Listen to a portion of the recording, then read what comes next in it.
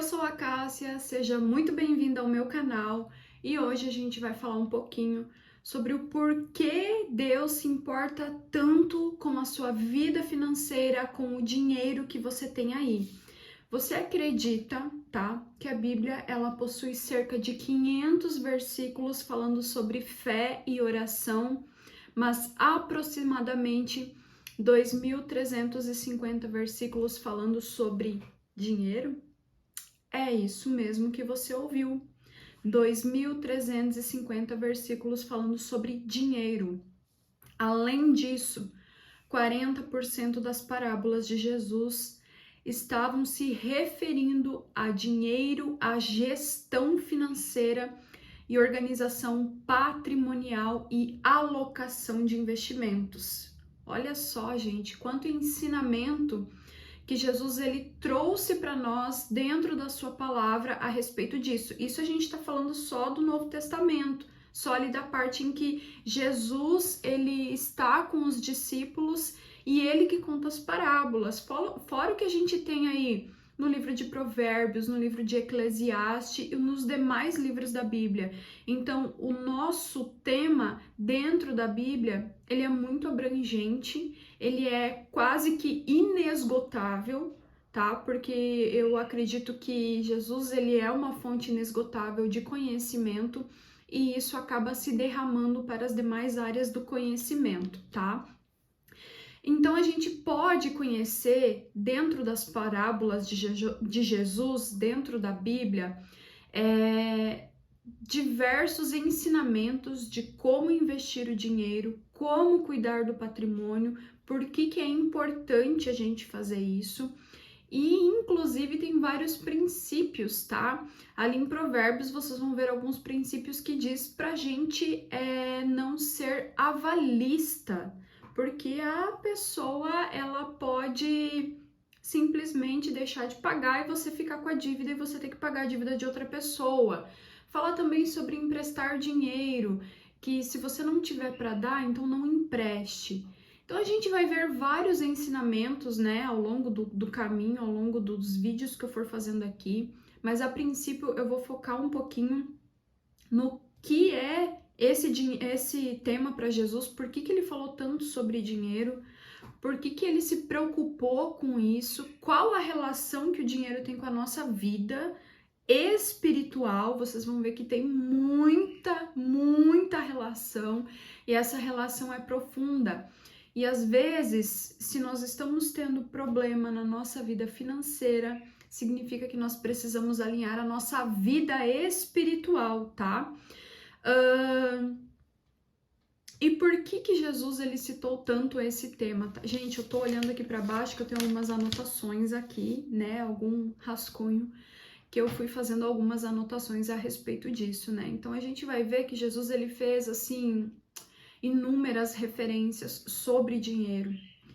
E o por que ele usou tanto dinheiro, né? Tanto essa parte da gestão para falar conosco. A gente vê ali em Lucas 19:9, quando Zaqueu ele viu Jesus e ele saiu correndo para subir na figueira para poder ver Jesus porque ele era baixinho. Vocês vão se lembrar muito bem que depois que Zaqueu conheceu Jesus, ele disse assim: olha, eu vou devolver 4 vezes mais aquilo que eu tirei dos pobres. Ou seja, tudo que ele tirou, ele iria devolver 4 vezes mais. Então Jesus olha para ele e fala assim: hoje mesmo a salvação chegou a essa casa. E olha, percebam que é uma relação financeira. Primeiro, Zaqueu ele estava se dispondo a devolver aquilo que ele tirou das pessoas, aquilo que ele tirou indevidamente. E ele disse que restauraria essas pessoas 4 vezes mais. Então, primeiro, Zaqueu ele tinha o controle, ele sabia o quanto ele tinha tirado, de quais eram as pessoas e o quanto de cada pessoa. Então, ele tinha um controle financeiro daquilo que ele havia feito. E Jesus, quando ele olha para Zaqueu, ele vê o verdadeiro fruto do arrependimento.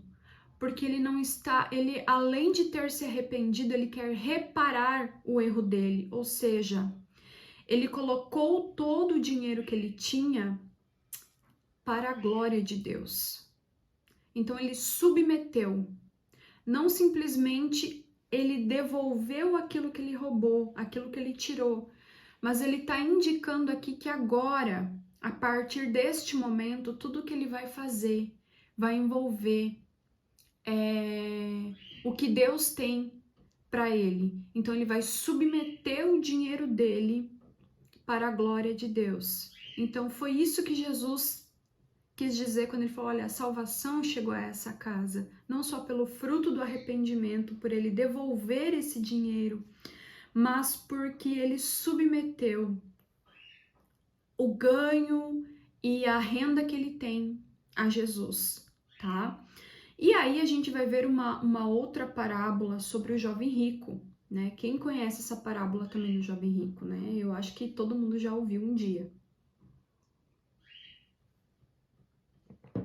Nessa parábola, o jovem chega até Jesus e ele fala, olha, mestre, eu já cumpro com os meus requisitos, né, da cultura judaica, eu já faço isso tudo, eu já ajudo os pobres, eu já honro meus pais, eu já faço as minhas orações, eu leio a palavra.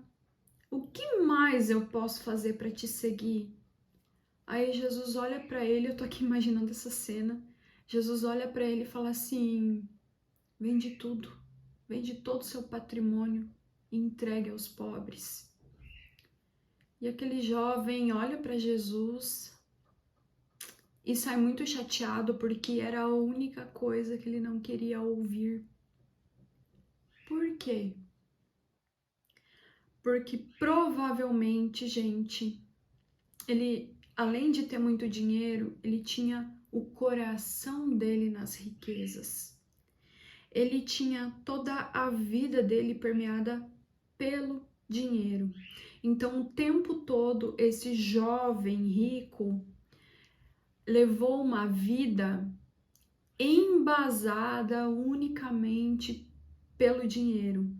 Então, o dinheiro se tornou um Deus na vida dele. O coração dele estava nas riquezas terrenas. Ele não entendeu que para tronar Jesus no coração dele, ele teria que destronar o Deus da riqueza. Então, na nossa vida não é diferente. Para Jesus poder ocupar o espaço que ele precisa ocupar no nosso coração, a gente tem que destronar os nossos deuses. O que é o nosso Deus? É o dinheiro? É uma pessoa? É um bem? É um imóvel? Entende?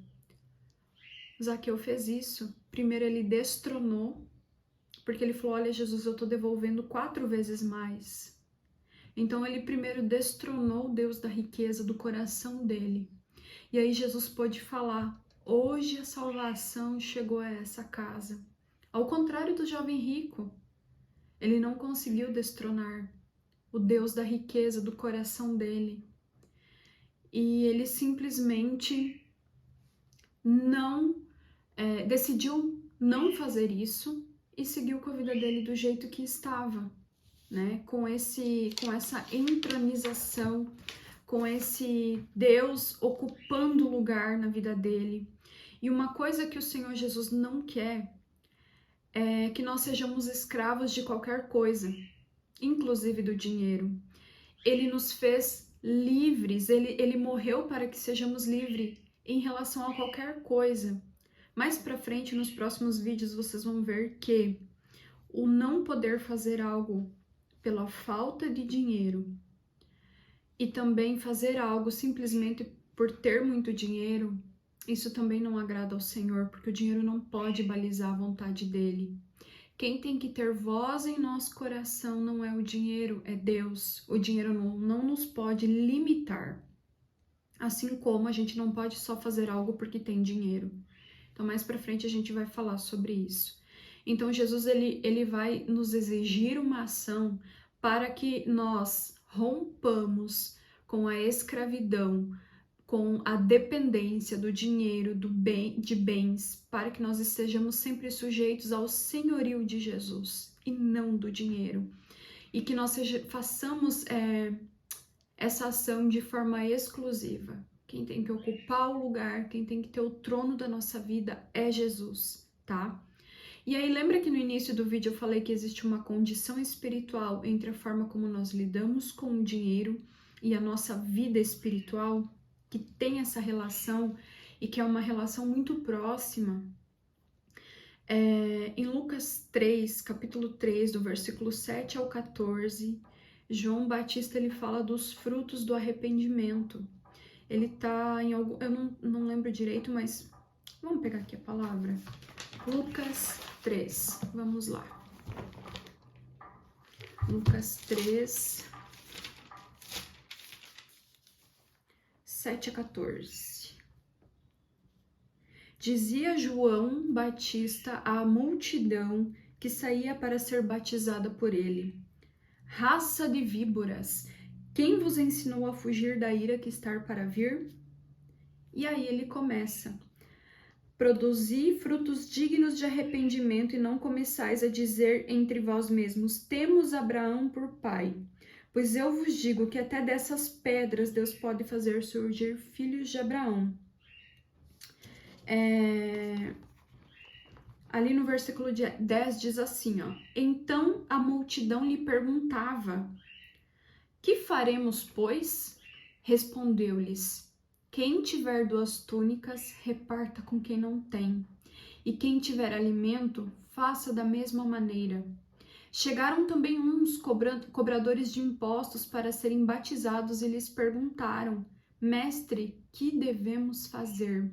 Respondeu-lhes: não cobreis mais do que está estipulado.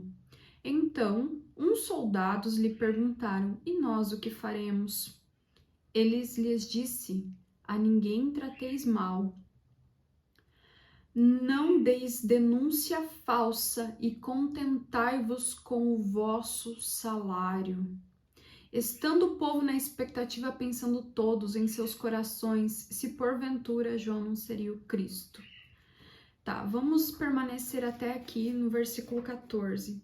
Percebam que para cada cargo, para cada atividade, para cada profissão, João Batista estava direcionando algo que estava relacionado com o dinheiro. Então, se você tem muito, aqui ele fala, se você tem 2 túnicas, reparta com quem não tem. O mesmo princípio vale, se você tem muito dinheiro, ajuda quem precisa, ajuda quem não tem, dê roupa para aquela pessoa que não tem o que vestir. Percebam aqui, ó, que todos os frutos do arrependimento estão relacionados com dinheiro, com ganhos, porque aqui ele fala para as pessoas repartir as suas roupas com os pobres, depois os cobradores de impostos a não cobrar além do que deveriam para o seu uso pessoal, ou seja, estipular sobre taxas, né? E em seguida ali os soldados, para eles se contentarem com aquilo que eles ganham, não querer tirar dos outros, porque os outros possuem menos do que aquilo que eles têm. Então percebam que todos os direcionamentos aqui são dados a respeito de gestão, de cuidado, de princípios com o dinheiro. A pergunta não teve relação nenhuma com isso. Percebam? A pergunta das pessoas ali não teve relação nenhuma com dinheiro. Só que para produzir frutos do arrependimento, eu tenho que submeter o meu ganho, o meu dinheiro, o meu patrimônio a ajudar outras pessoas. Então, aqui as respostas todas foram relacionadas com o dinheiro. Ou seja, gente, não se tem como falar de espiritualidade sem mencionar como a gente se relaciona com os bens e com o dinheiro. Aí eu te pergunto, como que você tem se relacionado com os seus bens, com o seu dinheiro. E aí, se João Batista nos visitasse nos nossos tempos atuais e ele observasse a nossa condição espiritual com base nas nossas atitudes e ações referente ao dinheiro, referente aos bens, referente aos patrimônios, quais conclusões será que João Batista chegaria?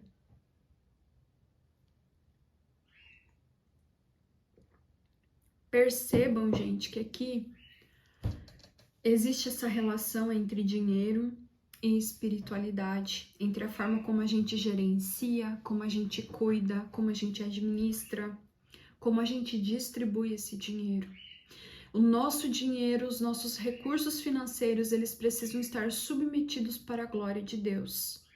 Então, ele tem que servir o reino, tá? Vejamos aqui a parábola da viúva pobre, que ela entregou 2 moedinhas de cobre, era tudo que ela tinha.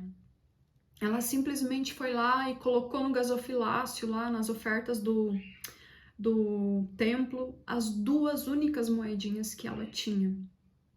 E aí vamos fazer aqui uma analogia, uma comparação com a parábola do homem rico, em que ele tinha um celeiro grande, né? Ele já tinha boas terras, e ele olhou para aquilo ali e falou: nossa, eu vou destruir esses celeiros que eu já tenho, vou construir maiores e assim eu vou poder entesourar mais recursos aqui, vou poder guardar mais sementes e aí eu não vou precisar trabalhar o resto da minha vida porque eu já vou ter com isso aqui garantido. Aí a palavra que veio foi essa: essa noite a sua alma será exigida, então quem ficará com o que você preparou? E aí a análise aqui é: vale a pena entesourar tanto dinheiro nesta terra? A viúva deu tudo que ela tinha, 2 moedinhas. E quando a gente para fazer essa análise terrena mesmo, a gente vai observar que o homem parece sábio, a viúva parece tola, porque ela só tinha 2 moedinhas. Por que ela não foi comprar uma comida? Por que ela não foi comprar algo para vender e fazer mais dinheiro e ela deu tudo que ela tinha? E o homem parece sábio, né? Hoje a gente vê muito ali na internet: nossa, viver de renda, trazendo para nossa linguagem do dia a dia, seria isso: acumular dinheiro, muito dinheiro para viver de renda. Só que eu não quero que vocês me entendam mal aqui. Eu não sou contra isso, tá? A gente vai desenvolver ao longo desse canal essa análise. A gente precisa primeiramente submeter à vontade de Deus, entender se é isso que o Senhor quer que a gente faça, antes de qualquer coisa. Então, não é a nossa vontade, é a dele. Então, nós precisamos submeter o dinheiro à vontade do Senhor, tá? Então, voltando aqui à história da parábola da mulher, da viúva pobre que deu as 2 moedas de cobre e o homem rico que queria acumular cada vez mais patrimônio. Nesse caso, a viúva ela parece tola, o homem rico parece sábio. Só que só Deus conhece os corações. E Jesus viu, na verdade, né, a palavra viu a viúva pobre como sendo sábia e o homem como sendo tolo. Por quê? As nossas crenças são totalmente diferentes às crenças do Senhor. Aquilo que a gente vê e atribui como sendo certo, como sendo verdadeiro, não é aquilo que Deus vê. Por isso que a todo momento, todos os dias, a gente precisa entender o que o Senhor quer que a gente faça com a nossa vida, da nossa profissão, com o dinheiro que a gente recebe, com a renda. A gente precisa cumprir com os princípios dele, com aquilo que ele tem para nós. Todos esses personagens que eu trouxe aqui hoje e várias outras ao longo que a gente vai estar vendo aqui, eles simplesmente mostram que a maneira como a gente lida com o dinheiro é um indicador do nosso nível espiritual. E eles são um teste, né? Isso é um teste de como a gente tem um caráter submetido e aprovado por Deus. Então, o dinheiro, ele vai provar o nosso caráter e o nosso coração na presença do Senhor. Por isso que eles são um indicativo da nossa vida espiritual. Aqui, ó, na história da viúva pobre, Marcos escreve: Jesus sentou-se em frente ao lugar onde eram colocadas as contribuições e observava a multidão colocando dinheiro na caixa de ofertas. Marcos 12:41. Jesus, ele foi tão específico, ele estava sentado tão perto que ele conseguiu identificar que eram duas moedas, que eram moedas de cobre. Conseguiu ler o coração da viúva falando que era tudo que ela tinha. Ou seja, Jesus, ele se importa muito com o que você faz com o seu dinheiro. Jesus, ele se importa muito aonde você vai colocar o seu dinheiro, o que você vai pagar, o que você vai fazer. E a gente vai prestar conta desse dinheiro. A gente vai prestar conta da nossa vida inteiramente no futuro, quando nós nos encontrarmos com Jesus. E aqui, ele quer que, primeiro de tudo, nós nos submetamos financeiramente debaixo da orientação dele. Eu fiz uma pesquisa rápida e eu descobri que no Brasil houve um grande aumento de divórcios. Essa é uma pesquisa feita pelo IBGE. Um grande número de divórcios, aumentou muito, principalmente depois de 2020, depois da pandemia. E que entre os dois fatores principais, em segundo lugar, está o dinheiro. Estão as finanças do casal. Porque são ensinamentos diferentes, são formas de lidar diferente, são princípios financeiros diferentes. E aí o que eu quero trazer para você é a análise de que perceba que quantos outros problemas a gente pode evitar na nossa vida se a gente aprender a gerenciar e administrar o dinheiro que a gente recebe, que a gente tem. Se a gente condicioná-los à vontade de Deus, se nós condicionarmos à vontade de Jesus e submeter à aprovação dos princípios da palavra.